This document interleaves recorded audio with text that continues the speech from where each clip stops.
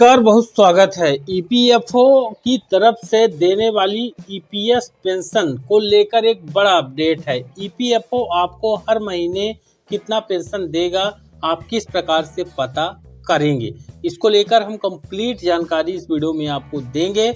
अगर आप भी एक ईपीएफओ एम्प्लॉई हैं और पेंशन धारक हैं तो आपको यह वीडियो जरूर एक बार पूरा देख लेना चाहिए। तो वीडियो में अंत तक बने रहिएगा। ईपीएस 95 पेंशन को लेकर यह बड़ी खबर है। ईपीएफओ से पेंशन की राशि कितनी होगी, एक सवाल हर ईपीएफओ एम्प्लॉयज के मन में होता है। इसका कैलकुलेशन वह किस प्रकार से कर सकते हैं, उनकी कितनी साल की सेवा होने पर उनको कितने रुपए, कितने हजार रुपए पेंशन के रूप में मिले, साथ ही वो उनकी जो पीएफ का पैसा है वह कब निकाल सकते हैं, कितने में कितना पैसा उनका इकट्ठा हो जाता है। तो एम्प्लॉयज पेंशन स्कीम, जिसको ईपीएस 95 यानी ईपीएस 95 के नाम से आप जानते हैं, एक महत्वपूर्ण सामाजिक सुरक्षा योजना है जिसे एम्प्लॉयज प्रोविडेंट फंड ऑर्गेनाइजेशन यानी कि ईपीएफओ के द्वारा 1995 में शुरू किया गया था। इसका उद्देश्य संगठित क्षेत्र के कर्मचारियों को सेवानिवृत्ति के बाद वित्तीय सहायता प्रदान करना है। ईपीएस 95 योजना के तहत कर्मचारियों को 58 वर्ष की आयु के बाद मासिक पेंशन का लाभ मिलता है। इस वीडियो में हम ईपीएस 95 पेंशन की गणना, पात्रता और अन्य महत्वपूर्ण पहलुओं पर चर्चा करेंगे। ईपीएस 95 पेंशन योजना को आपको पहले समझना पड़ेगा। ईपीएस 95 योजना के तहत कर्मचारियों और नियोक्ता दोनों अपने वेतन का एक भाग योगदान करते हैं। कर्मचारी आप खुद होंगे, नियोक्ता आप जिस कंपनी पर काम कर रहे हैं, जिस एजेंसी में काम कर रहे हैं, वह नियोक्ता कहलाएगा। नियोक्ता द्वारा दिए गए कुल योगदान का 8.33% हिस्सा ईपीएस में जाता है। वहीं यह योजना उन कर्मचारियों के लिए है जो ईपीएफ यानी कि एम्प्लॉयज प्रोविडेंट फंड के सदस्य होते हैं। साथ ही ईपीएस 95 योजना का ओवरव्यू आपको जरूर जानना चाहिए। इसमें योजना का नाम रहता है एम्प्लॉयज पेंशन स्कीम, ईपीएस 95 इसको कहते हैं। इसकी शुरुआत कब की गई थी? 16 नवंबर 1995 में इस योजना की शुरुआत की गई थी।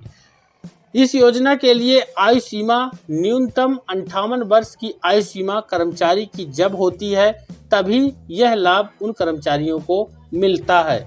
इसमें योगदान का प्रतिशत नियोक्ता की तरफ से 8.33% का योगदान नियोक्ता की ओर से किया जाता है। इस योजना के पात्र होने के लिए कर्मचारियों को न्यूनतम सेवा की अवधि 10 वर्ष अनिवार्य होती है।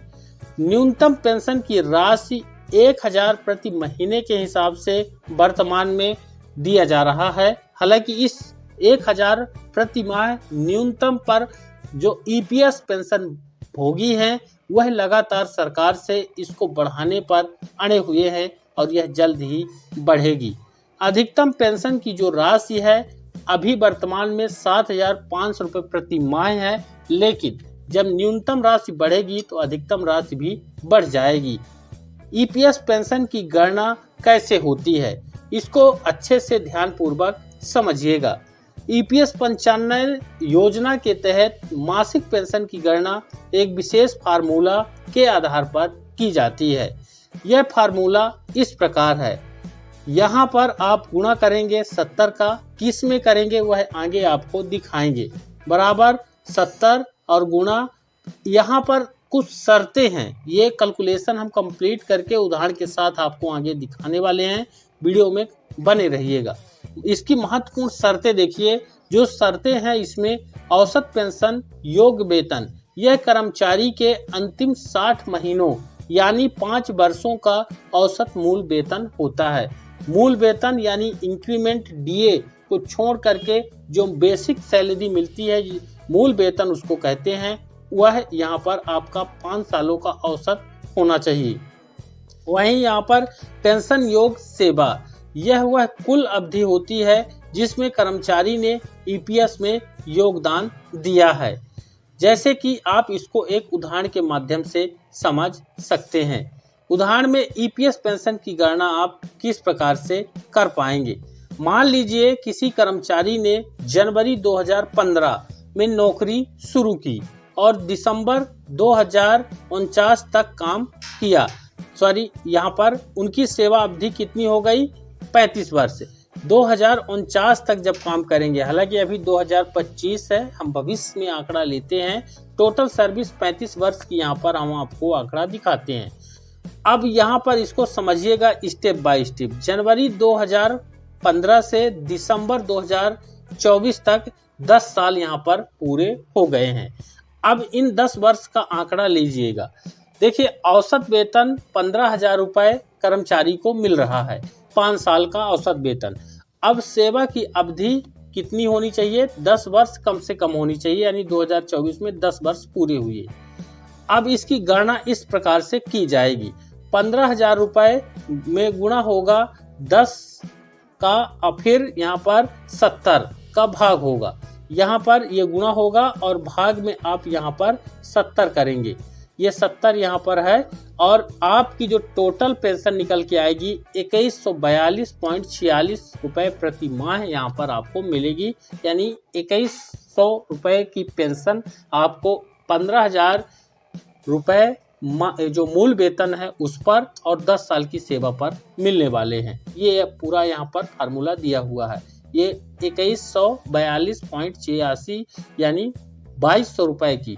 अब दूसरा स्टेप इसको समझिएगा। जनवरी 2025 से दिसंबर 2049 यानी 25 वर्ष जब पूरा करता कोई कर्मचारी, जिसने 25 से 2049 तक सेवा दिया, उसका 25 साल पूरा हो गया। अब यहाँ पर आप देखेंगे कि औसत वेतन 21,000 रुपये, संभावित वेतन सीमा वृद्धि, ये टोटल 21,000 रुपये। सेवा की अवधि कितनी हो गई? 2015 से यहाँ पर 25 हो गई। अगर 2025 से कोई अभी काम करता है और 49 तक, उसकी 25 हो जाएगी। अब यहाँ पर आप देखिएगा इसकी गणना कैसे होगी। 21,000 ये मूल वेतन हो गया, 25 यहाँ पर आपकी सेवा हो गई और 70 का यहाँ पर भाग हो जाएगा। तो पेंशन कितनी निकलेगी? 7,500 रुपये प्रति महीने के हिसाब से ये पेंशन आपको यहाँ पर प्रोवाइड कराई जाएगी। ये पूरा फार्मूला यहाँ पर दिया हुआ है। आपको जितना मूल वेतन है उसका आप यहाँ पर लगा सकते हैं। अब कुल मासिक पेंशन कितना हो जाएगा? 2142 ये 10 साल रुपए में और 7,500 रुपये ये हो जाएगा आपको 25 साल में। अगर 35 साल की कोई सेवा कर लेता है तो उसको 9,642 रुपये यहाँ पर पेंशन के रूप में प्रति माह मिलेंगे। तो ये टोटल यहाँ पर 35 साल की सेवा 2015 से 2049 तक अगर कोई किए, इसको और सरल तरीके से यहाँ पर समझ सकते हैं। 9,642 रुपये ये पूरा इस तरह से यहाँ पर नियम फार्मूला रहेगा। अब EPS 95 योजना की क्या पात्रता निर्धारित की गई है? EPS 95 योजना का लाभ उठाने के लिए निम्नलिखित शर्तों को पूरा करना आवश्यक होता है। जैसे कि कर्मचारी EPF सदस्य होना चाहिए, न्यूनतम 10 वर्षों तक कर्मचारी का योगदान होना चाहिए, सेवानिवृत्त की आयु कम से कम 58 वर्ष होनी चाहिए। यदि कोई व्यक्ति 50 वर्ष की आयु में जल्दी सेवानिवृत्त लेना चाहता है तो उसे कम दर पर पेंशन मिल सकती है। EPS 95 योजना के क्या फायदे हैं? इस योजना के तहत निम्नलिखित लाभ दिए जाते हैं, जैसे कि सेवानिवृत्त पेंशन, कर्मचारियों को नियमित मासिक पेंशन मिलती है। पारिवारिक पेंशन, कर्मचारी की मृत्यु होने पर उनके परिवार को वित्तीय सहायता दी जाती है। विकलांगता पेंशन भी है। यदि कोई कर्मचारी स्थायी रूप से अक्षम हो जाता है तो उसे आजीवन पेंशन दी जाती है। लंप सम निकासी विकल्प भी है। यदि किसी कर्मचारी ने 10 वर्ष से कम सेवा दिया है तो वह अपना पूरा योगदान एक मुश्त निकाल सकता है, जितना उसने राशि जमा किया है। अब EPS और EPF में अंतर समझिएगा, दोनों में आखिर अंतर क्या है? ज़्यादातर लोग यही समझते हैं ये दोनों एक ही है। अब यहाँ पर देखिए, इधर EPS है, एम्प्लॉयज पेंशन स्कीम है, इधर EPF है, एम्प्लॉय प्रोविडेंट फंड है। यहाँ पर देखिएगा इसमें मासिक पेंशन मिलती है ईपीएस में, और रिटायरमेंट के लिए यहाँ पर एक मुफ्त राशि मिलती है। योगदान ईपीएस में नियोक्ता का 8.33% और ईपीएफ में नियोक्ता और कर्मचारी दोनों का 12% यहाँ पर होता है। निकासी केवल पात्रता पूरी होने पर होती है, और ईपीएफ जो होता है किसी भी समय निकासी संभव है, जितनी राशि उसकी इकट्ठा हो जाती है। ईपीएस 95 योजना से जुड़े आपके मन में कुछ सवाल हैं जिसको आपको देख लेना चाहिए। न्यूनतम मासिक पेंशन की राशि 1000 तय की गई है, वर्तमान में अभी मिल रही है। अधिकतम मासिक पेंशन की राशि 7500 रुपए तक हो सकती है। यदि कोई कर्मचारी सेवा अवधि पूरी नहीं करता है तो वह लमसम राशि निकाल सकता है। सरकार समय समय पर वेतन सीमा और अन्य नियमों में संशोधन करती रहती है। अब ईपीएस 95 योजना में संभावित बदलाव आगामी समय में क्या हो सकते हैं। हाल ही में यह प्रस्तावित किया गया है कि वर्तमान वेतन सीमा 15,000 से बढ़ा करके 21,000 कर दी जाए। इससे कर्मचारियों को उच्च पेंशन का लाभ मिलेगा। इसको एक उदाहरण के माध्यम से आप समझिए। यदि किसी कर्मचारी का औसत मासिक वेतन 21,000 होगा तो उन्हें 35 वर्षों तक सेवा दी होगी, तो उनकी मासिक पेंशन इस प्रकार से आप गणना कर सकते हैं। जैसे कि 21,000 यहाँ पर रखेंगे, 35 साल की सेवा यहाँ पर है, और ये 70 का यहाँ पर भाग कर देंगे। कितना निकलेगा? 10,500 रुपए यहाँ पर निकलेगा वेतन बढ़ने के बाद। तो 10,500 रुपए का जो उनको लाभ दिया जाएगा पेंशन के रूप में।